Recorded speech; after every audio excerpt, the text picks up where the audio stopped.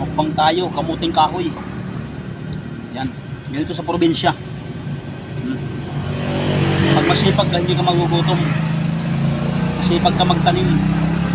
Kamuting kahoy. Sarap.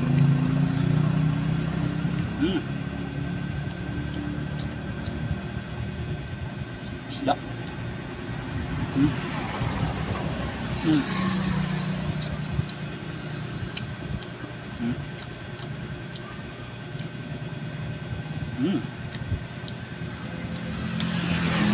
Tamis. Nilagyan kasi ng asukal. Hindi. Matamis talaga siya. Bagong ani. Apa?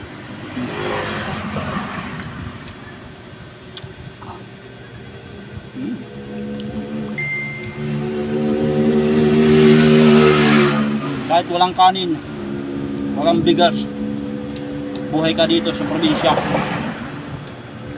pag marami kang tanim nito sa kamote. So, sipag-sipag lang.